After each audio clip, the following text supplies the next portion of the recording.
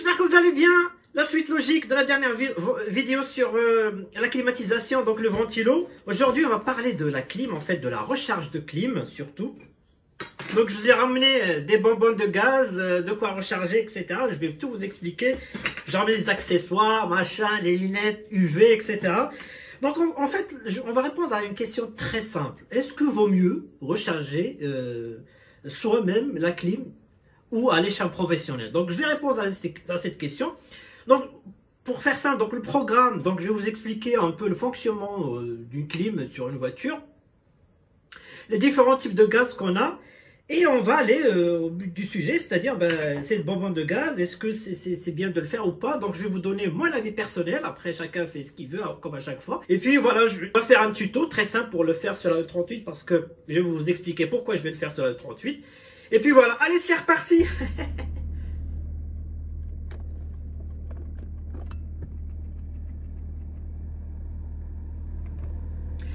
Bon les amis, on va commencer la vidéo.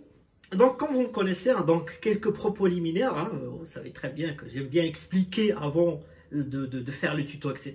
Vous expliquer un peu déjà le fonctionnement du clim. Donc j'ai déjà évoqué la dernière fois lorsque je vous ai présenté la maladie d'EBM sur la ventilation.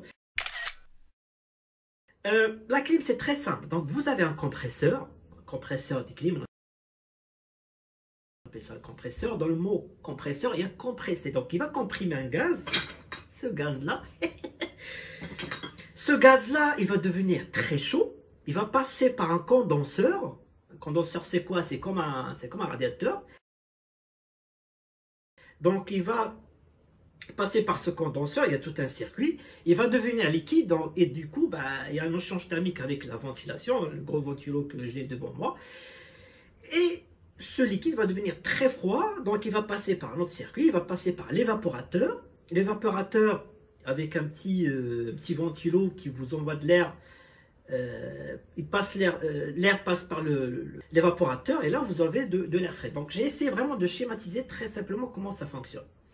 Mais l'élément principal, c'est les gaz. Donc c'est là où on va parler des gaz. Alors, je vais faire un petit historique très simple, vraiment pour que vous puissiez comprendre en fait pourquoi on a ces gaz-là et pourquoi, etc. Il faut savoir que lorsque on a commencé à avoir des clims sur une voiture, on avait un gaz qui s'appelait le R12. Je ne sais pas si certains d'entre vous se souviennent très bien. Le R12. Alors, le R12, c'était le premier gaz qui avait un inconvénient majeur, c'est qu'il était néfaste pour la couche d'ozone. Alors pour ceux qui sont de ma génération, qui se souviennent très bien que vers les années 2000, on nous avait dit qu'il y avait un trou, un trou au-dessus de chez vous. Il y en a qui sont vraiment devenus parano par rapport à ça. On nous a dit qu'il y avait un trou dans la couche d'ozone, donc il faut arrêter certains déodorants, des machins, etc. Et parmi ces gaz qui étaient néfastes à cette couche d'ozone, on avait les gaz, le R12. Du coup, il y avait un traité international, c'est la première fois qu'il y avait quasiment tous les pays du monde, ils ont signé un traité pour dire, voilà, on va interdire certains gaz, et parmi ces gaz-là, c'était le R12. C'est pour ça qu'aujourd'hui, il n'y a pas de R12. Vous ne pouvez pas recharger votre voiture avec du R12. D'ailleurs, pour la petite parenthèse,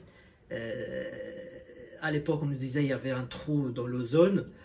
Aujourd'hui, il n'y a que récemment, c'est passé dans les infos, il n'y a que récemment où on nous a dit, ah en fait, vous vous souvenez du trou d'ozone qu'il y avait à l'époque? Ça, il commence à se résorber.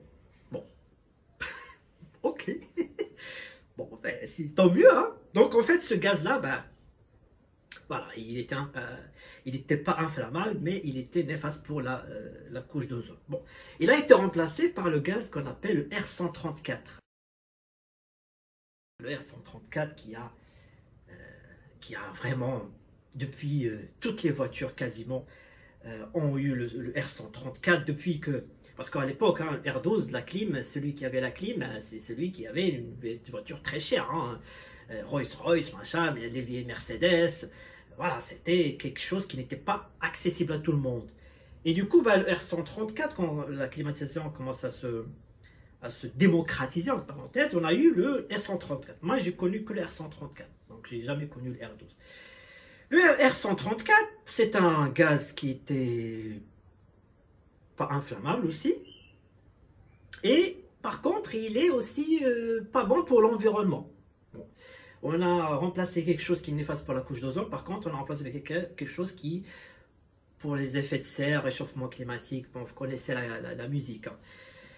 C'est pour ça que le R134, c'est là où on va revenir sur le sujet, il est interdit à la vente aux particuliers. Il faut être habilité à manier le R134. Vous ne pouvez pas acheter ce R134 comme ça. Il faut un certificat d'habilitation parce qu'il y a des formations, etc., etc., etc. Après le R134, on a eu droit, un jour, il y a un député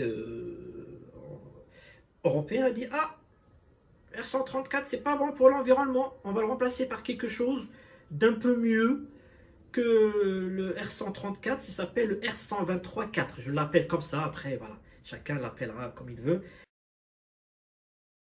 Donc, le R123-4. En ce gaz-là, tous les constructeurs étaient contre. Pourquoi? Parce qu'il était inflammable. Et voilà, les constructeurs ils ont dit, voilà, on avait quelque chose qui marchait bien, on était adapté à ce R134, aujourd'hui on nous prive de ça, on nous remplace par un qui coûte très cher d'ailleurs, le 123.4. C'est pour ça que lorsque vous rechargez en 123.4, ça va vous coûter plus cher que si vous avez du 134. Bon, ils ont interdit le 134. Aujourd'hui, si vous achetez une voiture neuve, vous ne pouvez acheter que du R123.4. Je vais vous montrer après, il y a un petit raccord. Voilà. Alors, petite astuce, sur les bouchons de raccord pour recharger la clim du 134 sans noir et en gris, tout ce qui est R123.4. Après, si vous avez une vieille clim R12, il y a des adaptateurs que vous pouvez aussi acheter. Ils vendent aussi des raccords. Il y a aussi des raccords. Si vous avez le vieux R12, vous pouvez acheter un raccord. Ça, ils me l'avaient offert la dernière fois. Mais bon, moi, j'en ai pas besoin. Donc voilà, donc ils ont interdit le R134 pour le remplacer pour ce nouveau gaz. Voilà un peu l'historique des gaz. Maintenant, on va aller sur ce gaz-là. Alors, qu'est-ce que c'est que ce gaz-là qu'on trouve dans les commerces?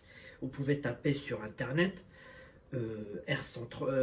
Recharge clim, bonbonne, etc. Vous allez trouver toujours des petites bonbonnes comme ça. Ce gaz-là, c'est du gaz qui est inflammable et qui est bon, qui n'est pas néfaste pour l'environnement. Donc, il ne fait pas des effets de serre, de machin, de couche d'ozone. C'est pour ça qu'il est accessible à tout le monde. Alors, pourquoi il est en petite quantité? C'est pour des raisons de transport. On ne peut pas transporter une bonbonne de 50 kg comme ça par la poste. Donc, c'est pour ça qu'il y a toujours par petite quantité, parce qu'il faut que ce gaz soit dans certaines quantités pour qu'il puisse être, on va dire, expédié par la poste. Voilà pourquoi c'est par de petites quantités. Alors ce gaz c'est fait basé sur des hydrocarbures, hein, sans rentrer dans la chimie, etc. Donc vous pouvez l'acheter accessible pour tout le monde, vous n'avez pas besoin d'une habilitation. C'est là on va revenir à l'habilitation. Alors le R134, il faut savoir que c'est là on va revenir sur le sujet, le cœur du sujet, c'est que pourquoi le R134 ils sont habilitation. Comme j'ai dit, c'est dangereux pour l'environnement. C'est pour ça qu'il est encadré par une loi, etc.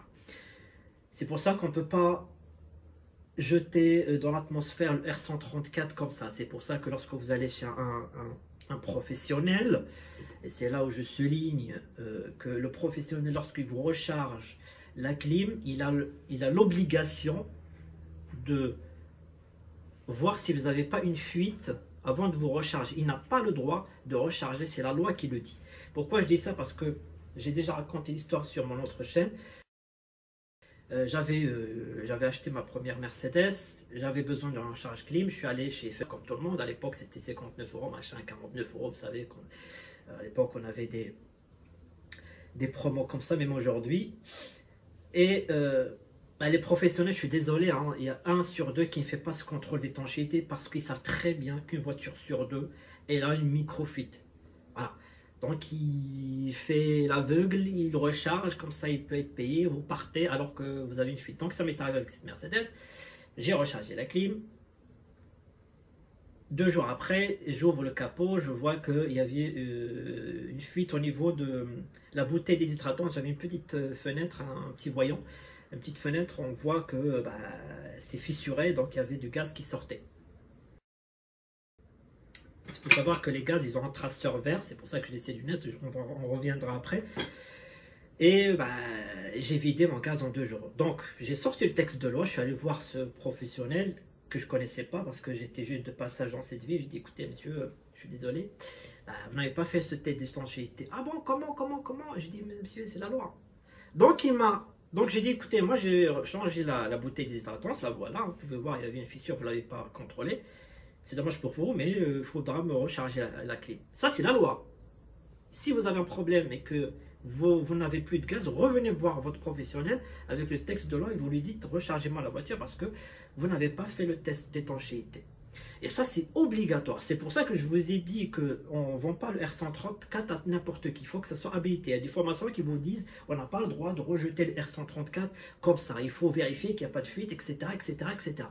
Donc voilà pourquoi le R134, on a besoin de cette habilitation. Il faut savoir que lorsque aussi le professionnel vous recharge la clim, il doit faire un tirage à vide. Je reviendrai après sur ce sujet-là. Il va reprendre le gaz qui était, il va vous injecter des gaz frais, etc. Ça, c'est l'obligation. Donc là, c'est pour ça qu'on a ça, c'est libre, parce que il n'est pas mauvais pour l'environnement, donc c'est pas grave s'il est relâché. Mais voilà, on peut le faire. Donc moi je le fais uniquement. Alors moi, mon conseil que je vous donne, je ne recharge jamais ma clim avec ça. Voilà. Alors vous allez me dire, mais pourquoi alors tu as acheté? Attendez. Alors moi, j'achète ça lorsque j'ai un soupçon de fuite. Ça sert à rien que j'aille voir le professionnel pour leur dire rechargez-moi la clim, et 2 minutes après il va me dire, parce qu'aujourd'hui je connais un professionnel, il sait très bien que voilà, il fait pas n'importe quoi avec moi, il va vérifier. Donc moi, avant d'aller vérifier, je fais mon propre contrôle avec ça. Je recharge avec une petite bonbonne. J'ai des lunettes UV, comme ça je peux vérifier où il y a une fuite. Hein, et je répare et je vérifie que tout marche. Et après je vais voir un autre ami qui me fait un tirage à vide. Il ressort le tirage à vide, c'est sortir tout ce que vous avez dans le système comme gaz. Et je vais chez le professionnel pour m'injecter le R134 frais. Voilà pourquoi j'achète ça. Donc, je vous dis très clairement, moi, je ne recharge jamais ma voiture avec des bonbons de gaz. Pourquoi? La règle est très simple. C'est que il faut savoir que chaque voiture, le constructeur donne combien de quantité exacte à mettre sur chaque modèle. Sur la E38, par exemple, j'ai environ 1,2 kg. Voilà, 1,2 kg de gaz à mettre sur la clim. Donc moi, avec ça, là, avec les bonbons, je ne saurais jamais si je vais mettre 1 kg. Alors certes, ils vous mettent la conversion, par exemple, une petite bonbonne comme ça vous fait 453 grammes de 134. Oui, mais bon, moi, je ne vais pas jouer à ça, en fait. Moi, je veux la quantité exacte avec une machine, une vraie machine, qui va m'injecter la bonne quantité. Deuxième chose, pourquoi? Dans chaque circuit, il y a de l'huile à mettre pour le compresseur. Il y a de l'huile, par exemple ici, on est sur du 100 grammes et 138 grammes, je crois. Exact, hein, c'est vraiment au gramme près. Donc ça, il n'y a pas d'huile de compresseur. Ça, c'est pas écrit qu'il y a de l'huile, il y a juste un traceur et du gaz. Donc moi, si je recharge tout avec ça, j'aurai pas d'huile du compresseur. Donc quel est le risque? J'aurai pas d'huile pour lubrifier mon compresseur. Il reste de serré en fait. Voilà le deuxième. Pourquoi je ne recharge pas? Troisièmement, ça, vous allez voir beaucoup de vidéos sur YouTube vont vous dire ouais, recharger votre clim, ça va vous coûter 20 €, machin, etc., etc. Mais ce qui oublie de vous dire, c'est qu'en fait, si votre système, il est vide de pression, il n'y a rien. Ça, je vais vous montrer. De toute façon, on va recharger la E38 parce que pour ça, j'ai une suspicion de fuite et j'ai envie de la trouver avant d'aller la recharger. C'est pour ça que j'ai acheté cette bouteille. si vous avez une clim qui est vide en fait et que vous rechargez votre clim avec ces bonbonnes, qu'est-ce qui va se passer? Ça veut dire qu'à l'intérieur, il y a du gaz. Pardon, à l'intérieur, il y a de l'air. Or, il ne faut pas avoir de l'air à l'intérieur du circuit. Pourquoi? Parce qu'en fait, avec la réfrigération, l'air, il va devenir comme une glace dans votre système en fait. Voilà, ça va givrer tous les composants, les capteurs, etc. Avec de l'air, ça va givrer. Et il y a certains compresseurs qui sont très fragiles au givre, donc ils pouvaient casser votre compresseur tout simplement. Il ne faut pas avoir de l'air dans le circuit, ça c'est très important, il n'y a personne qui le dit, ça c'est très dommage, parce que beaucoup de gens rechargent avec ces bonbons de gaz, et puis quelques mois après, ils ont un problème, ça casse quelque chose, parce que voilà, il y avait de l'air dans le système, ils ont injecté du gaz, ce qui fait, il y avait de l'air à l'intérieur. C'est pour ça que je vous dis, très honnêtement, pour résumer cette vidéo, recharger la clim, c'est un métier, un frigoriste, c'est un métier, on ne s'improvise pas comme ça, rechargeur de clim. C'est fait pour dépanner, ça marche très bien. Je vous le dis très clairement, ça marche, ça refroidit, machin. Mais vous n'aurez pas un fonctionnement optimal de votre clim, parce qu'elle n'a pas la bonne quantité de gaz, la bonne quantité d'huile. Vous n'allez pas faire le tirage à vide, donc il y en a qui vont recharger alors qu'il y a de l'air à l'intérieur. Donc voilà, ça peut dépanner si votre circuit, il lui manque un petit peu de gaz et qu'il est déjà sous pression, c'est-à-dire vous avez déjà de la pression à l'intérieur. Oui, ça peut vous dépanner, mais je vous conseille très sincèrement d'aller voir un vrai professionnel, recharger votre clim dans les règles de l'art. Il va faire ça proprement et en plus ça coûte pas très cher. Attention juste à une chose, c'est qu'aujourd'hui avec les grosses berlines comme ça, comme j'ai dit c'est 1,2 kg. Mais aujourd'hui, ils vous mettent des offres à 49 €, 59 €, mais ils rajoutent un petit astérisque pour dire en bas, dans la limite de 400 grammes, un truc comme ça. Alors pour une Clio, oui, ça va, mais pour de grosses berlines, il va vous dire, écoutez monsieur, 1,2 kg, vous êtes bien gentil, mais ça ne sera pas à 49 €. Donc faites attention, relisez bien le contrat. Voilà pourquoi je vous dis, faites-le uniquement comme moi. Lorsque vous avez une suspicion de fuite, vous voulez la réparer. Moi, je soupçonne, je crois, le condenseur ou un truc comme ça. Je ne sais pas, il faut que je regarde. Donc, je vais la recharger. Je vais aller dans mon souterrain. Et avec mes lunettes, je vais scruter si j'ai une fuite. Et la réparer. Mais après, je retire avec la pompe à vide. Et je recharge proprement ma clim avec la bonne quantité. Voilà ce que je voulais proposer avec vous. Alors sinon, quand vous rechargez votre clim, donc je vous invite vraiment à mettre des gants et mettre des lunettes de sécurité parce que c'est très dangereux pour les yeux. Très dangereux pour les yeux. Donc ça vous mettez même des lunettes de soleil, on s'en fout, mais protégez vos yeux quand vous rechargez votre clim, c'est très important. Donc maintenant, je vais vous montrer comment on recharge rapidement une clim. Allez, c'est reparti. Donc voilà, donc qu'est-ce qu'on trouve dans le colis? Donc moi j'achète toujours chez Easy Climat. Alors je rappelle, je ne suis pas sponsorisé par eux. Je ne suis pas sponsorisé par eux. Mais j'aime bien acheter chez eux parce que c'est propre, parce que c'est bien suivi, etc. Donc là j'ai pris 2 bonbonnes. Donc, parce que moi j'ai du R134. Donc j'ai dit ici, c'est l'équivalent de 453 grammes. Donc pour une petite Clio, une bonbonne suffit largement. Pour une grosse berline, il en faut au minimum 3. Voilà, moi j'ai pris 2. Donc là, comme j'ai dit, moi je veux juste chercher ma petite fuite. Ils vous mettent toujours des gants, ça c'est sympa. Et ça c'est le mano que j'avais acheté chez eux il y a très longtemps. Parce que, comme j'ai dit, moi j'achète toujours chez eux quand j'ai une suspicion. Ça c'est le mano. Très simple à faire tourner. Donc je vais vous montrer de toute façon lorsqu'on va recharger. J'ai ici donc des lunettes donc avec UV. Donc en fait ça vous permet parce qu'il y a un traceur à l'intérieur en fait, ça vous permet de détecter les fuites. Donc s'il y a une fuite, ça va se mettre en vert comme ça là. Voilà, ça coûte pas très cher aussi, vaut mieux l'avoir. Je partage avec vous un petit code promo. Alors je rappelle, je ne suis pas sponsorisé par eux. J'aimerais bien parce que c'est 20 € la bonbonne quand même. Hein. Mais ils m'ont envoyé ça, donc je partage avec vous. Hein. Je ne sais pas s'il est toujours d'actualité, mais je pense que oui, parce que je viens de le recevoir. Voilà, donc on va faire une petite recharge, histoire de vous montrer comment ça se passe. C'est parti. Regardez, c'est sympa, ils m'ont donné des caramels. Alors, pour recharger la clim, donc là, on va aller prendre, on appelle ça la conduite basse pression, donc c'est celle-là. Alors, vous ne pouvez pas vous tromper, hein. Donc il y en a deux, basse pression et haute pression. Donc celle-là, elle est grosse, celle-là, elle est petite. De toute façon, si vous voulez recharger avec la haute pression, vous ne pouvez pas. Donc, vous ne risquez pas de vous tromper. Donc, on dessert ça. Donc, moi, ce que je commence à faire, c'est que je vais mettre la bouteille. Donc, la faire tourner. Donc là, ce que je vais faire, c'est que je vais percer donc la bouteille. Donc, il faut juste tourner comme ça. Et vous allez la percer.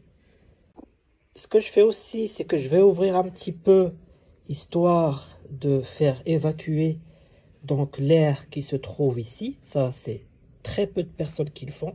Parce que si vous mettez directement le raccord, eh ben, vous allez injecter l'air qui est là. Et ça, c'est pas très bon. Rappelez-vous ce que j'ai dit. Il ne faut pas 1 gramme d'air dans votre circuit. Donc là, je vais l'ouvrir un petit peu. Voilà. Donc là, il y a un petit... Donc là, ça sort un petit peu. Je ferme, c'est bon, c'est suffisant. Donc là, on va démarrer le moteur. Donc là, on active la clim. On active la clim. Voilà. Donc là, on va agiter un petit peu la bonbonne, comme ça. Et là, on va la brancher. Hop.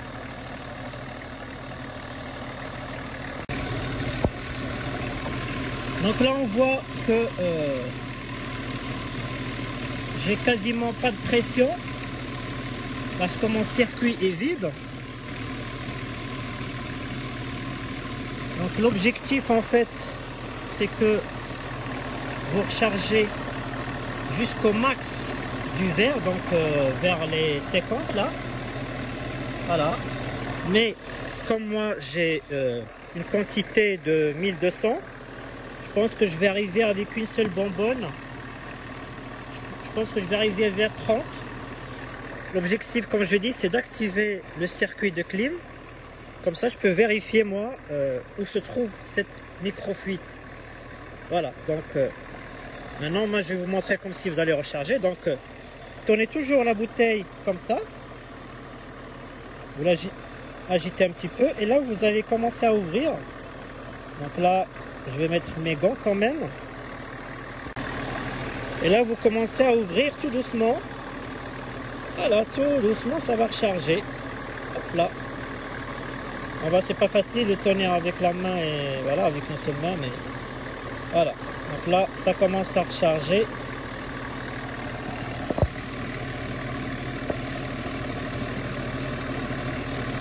Voilà, ça commence à recharger. Donc on va voir que combien elle va faire une bouteille. Voilà, tout doucement. Et là, on voit déjà que ça commence à refroidir. Voilà, bon, bah, le principe, vous avez compris. Hein, donc, restez toujours dans le verre. Et là, ça fonctionne. Donc, moi, je vais aller dans le sous-sol pour vérifier que où se trouve cette microfuite pour que je puisse la réparer. Voilà, c'est très simple. Voilà. Mais après, le conseil que je vous donne, voilà, rechargez vraiment votre clim chez un vrai professionnel. Donc, ce que je vous ai dit, donc là, j'ai vidé la bonbonne, je suis à 30. Voilà, je suis à 30. Donc, si vraiment je veux avoir une bonne recharge, il faut minimum 3 bonbonnes pour cette BM. Voilà. Alors, je vous ai ramené un thermomètre là. Donc, température extérieure, donc là on est à peu près à 30. Et là, vous pouvez voir que juste avec une bonbonne,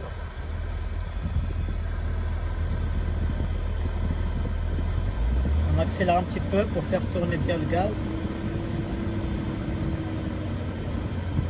Donc là, c'est vraiment frais. Hein. Vous allez voir, ça va refroidir très très vite. Juste avec une bonbonne. Hein. Mais comme je dis, l'objectif pour moi, c'est de trouver la petite fuite. Et je pense déjà que j'ai une petite idée de la petite fuite.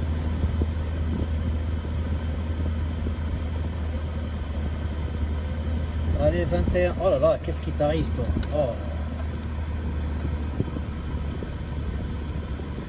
Oui, ça descend très très vite. Hein. On est à 30 degrés dehors.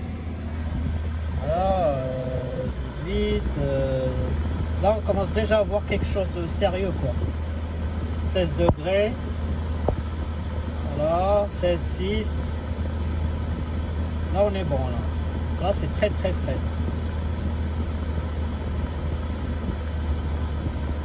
Mais bon, comme j'ai dit, moi là, l'instant, je me sens pas très bien parce que, voilà, j'ai fait ça sans faire de tirage à vide. Donc, voilà, c'est pas très bon ce que je fais, mais ça va être bon pour détecter. Et après, demain, je rechargerai tranquillement, bien comme il faut.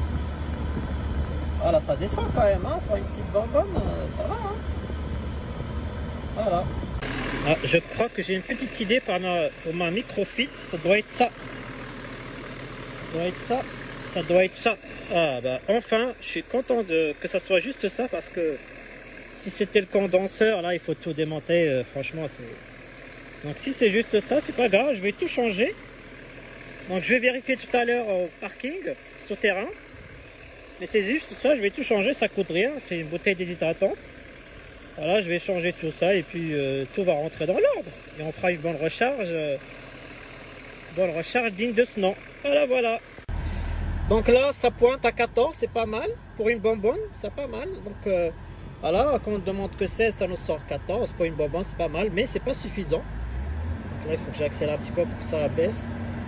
C'est pas suffisant, que j'ai dit. Hein, il faut minimum ici, je dirais 8 degrés pour comme ça. Hein, mais normalement, comme pour Mercedes, ça peut descendre jusqu'à 3 degrés, hein, c'est pour vous dire à tel point. Voilà.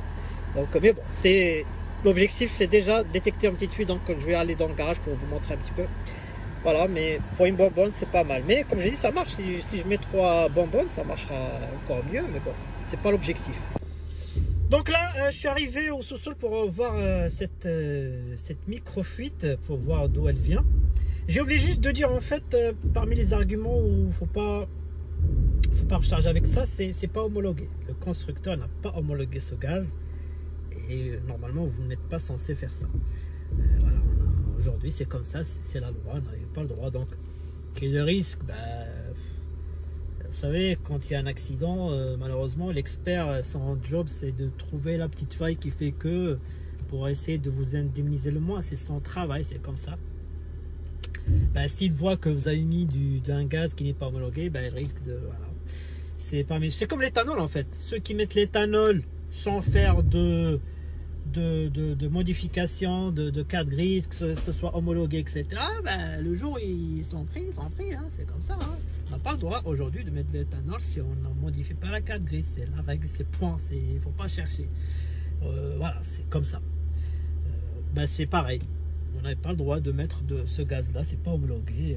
Point. Tout ce qui n'est pas homologué, l'expert il cherchera toujours un petit moyen pour dire. Après, quand j'ai dit tout à l'heure, inflammable, c'est un gros mot, hein, inflammable.